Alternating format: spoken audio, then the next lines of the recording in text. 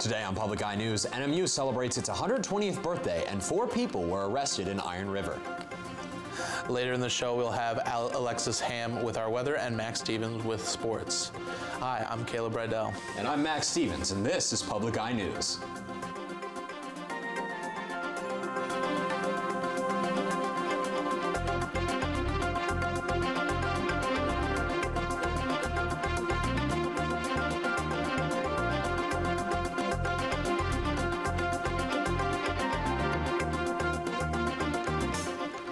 Northern Michigan University is celebrating 120 years with a special birthday party at the new Northern Center tonight from 6 to 8 p.m.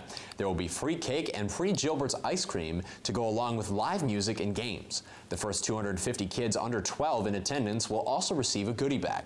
Wildcat Willie is also expected to make a special appearance.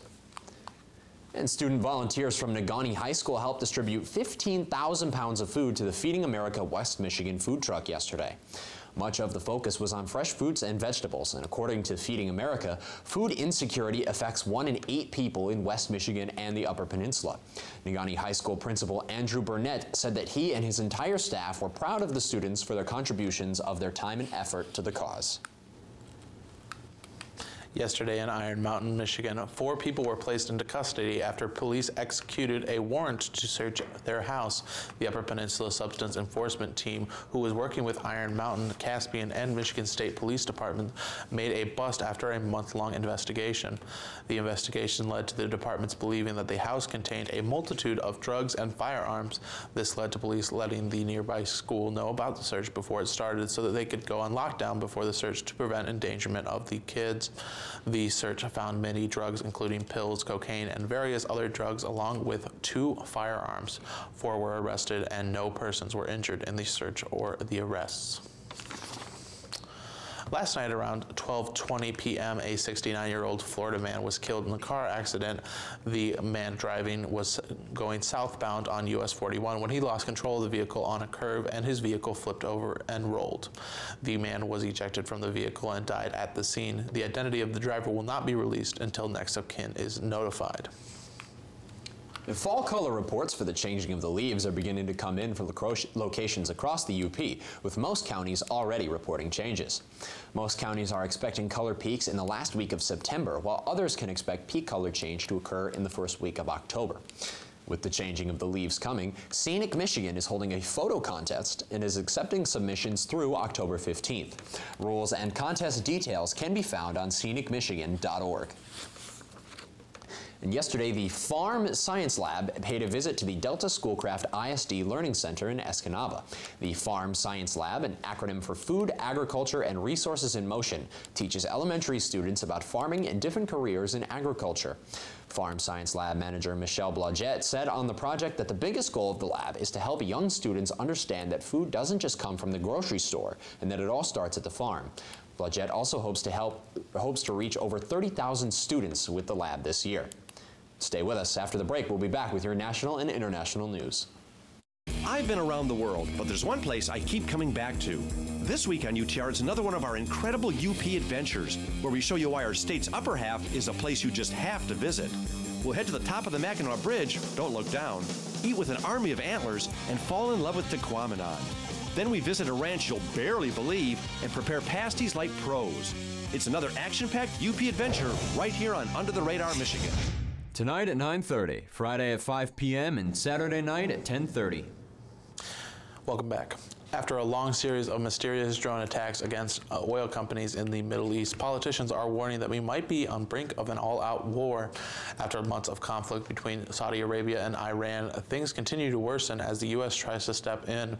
President Donald Trump's association with the Saudi Crown Prince has made it clear which side the U.S. will be on if war does break out. Both sides have claimed they've wanted to avoid war, but at any cost. But neither side will rule out war as the future for these 2 countries. Tehran's top diplomat said today that they will attack on Iran or the U.S. or Saudi Arabia will be considered an act of war and will cause Iran to declare war. And we're learning new details about the case of an airline mechanic accused of sabotaging an American Airlines jetliner. Prosecutors say evidence unveiled at the suspect's bail hearing revealed he stored ISIS videos on his phone and made statements wishing Allah would harm non-Muslims. Chris Van Cleve is at Reagan National Airport outside of Washington. Accused of sabotaging an American Airlines flight, 60-year-old mechanic Abdul Majid Maruf Ahmed Alani remains behind bars after a federal judge cited new evidence Alani could be sympathetic to terrorists. The judge denied bail, deeming him a danger and a flight risk. Haru Ingram is a former counterterrorism officer. The insider threat is obviously something which counterterrorism officers are going to be very, very concerned about. And Tower American 2834, we got to work a maintenance issue here. Just had some lights come on. On July 17th, Alani allegedly superglued styrofoam inside the nose of this American Airlines 737, interfering with the plane's navigation systems. As the plane taxied to the runway in Miami, pilots got an alert. The plane, with 150 on board, did not take off. No one was hurt. We're going to have to return to the gate. It is significant. Anytime we reject a takeoff, that's a big deal. Alani said he was upset about stalled contract talks between his union and the airline, which had affected him financially.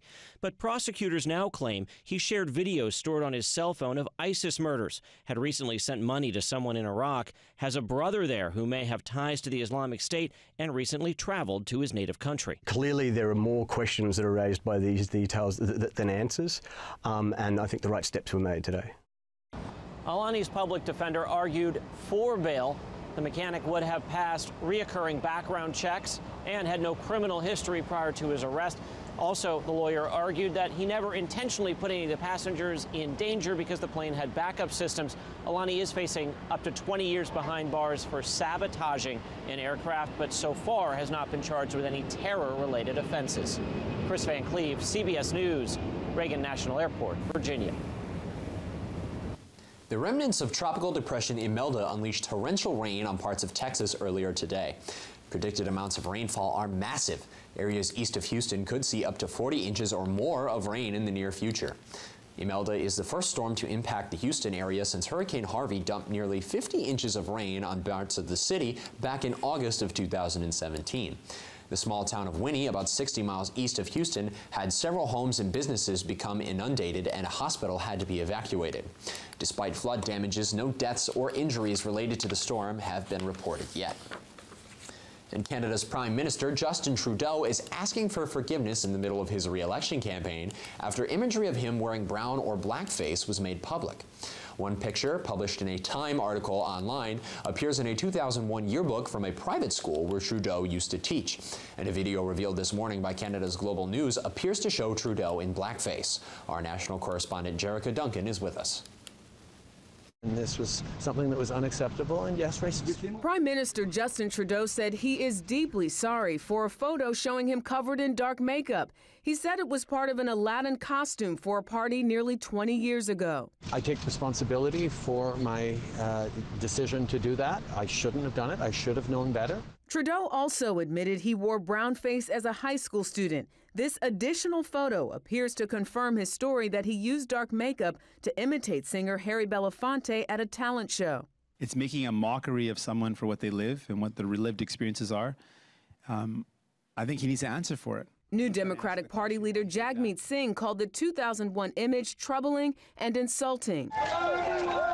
And with Canada's federal election just over a month away, the fallout could cast a shadow over Trudeau's campaign. Why didn't you tell people sooner? I'm talking about it now. That question comes after U.S. politicians have been called out as racist for wearing dark makeup in the past. I don't have any excuses for what I did. Virginia Governor Ralph Northam was accused of wearing blackface in this photo from the 1980s. He talked about the controversy with Gayle King in February. The man you're looking at and talking to right now is not who I was. As a leader on the international stage, Trudeau says his focus now is moving forward. I think what is important is that, yes, people get challenged on mistakes they've made in the past, that they recognize those mistakes, and they pledge to do better. That's what we expect of people. And after this break, we'll be back with your weather and sports. Stay tuned. You're not going to say don't touch that.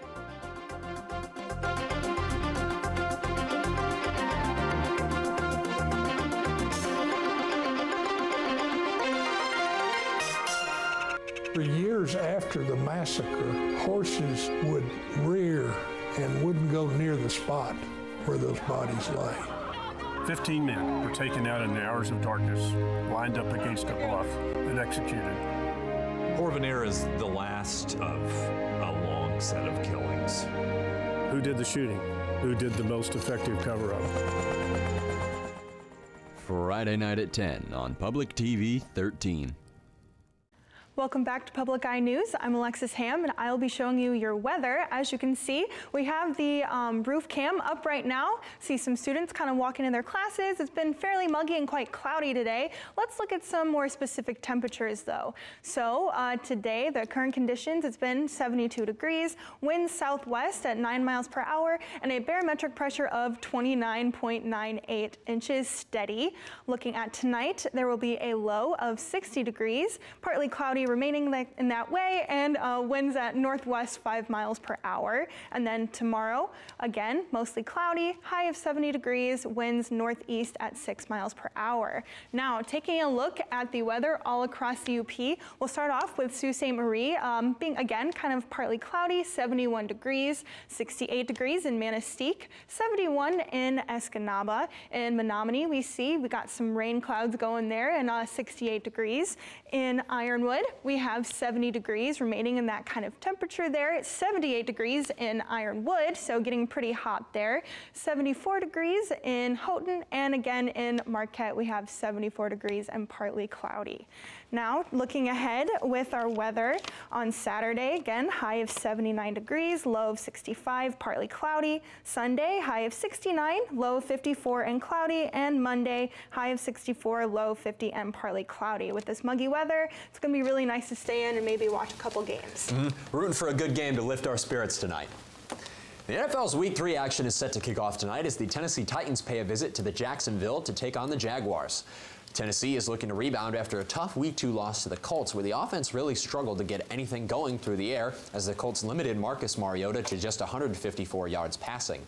Meanwhile, the Jaguars are still looking for their first win of the season as the start to their 2019 campaign has been riddled with turmoil, from starting quarterback Nick Foles suffering a broken collarbone to Jalen Ramsey requesting a trade.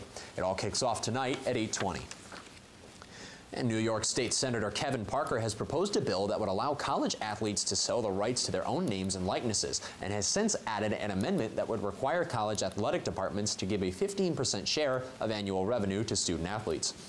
Parker said he modeled his proposal after California's Fair Pay to Play Act, which passed through the state's Assembly and Senate with unanimous votes earlier this month. New York becomes the latest state to discuss such a proposal, following in the footsteps of Maryland, Colorado, Washington, and South Carolina. However, Parker's bill is the first to propose giving college athletes money directly from the school. The NCAA has assembled a group of university presidents, athletic directors, and conference commissioners to examine ways to compensate student athletes, and that group is expected to report its findings in October. And a Nike spokesperson told the Boston Globe earlier today that Antonio Brown is no longer a representative of Nike, although the spokesperson declined to comment on why or on the timing of the decision. Back on September 10th, Brown's former trainer, Brittany Taylor, sued Brown over 3 incidents of sexual assault or rape occurring in 2017 and in 2018. Just a few days after that, Zenith, a football helmet manufacturer, also cut ties with Brown, who announced earlier this month he would be wearing the Zenith Shadow helmet this season after losing 2 appeals to the NFL to allow him to continue wearing his old helmet. As of this morning, Brown's signature Nike shoe was no longer available on the company's website, though several Steelers and Raiders Brown jerseys are still available. And with that, that's all the time we have for you today. Thank you very much for joining us in this edition of Public Eye News, and we'll see you all tomorrow. The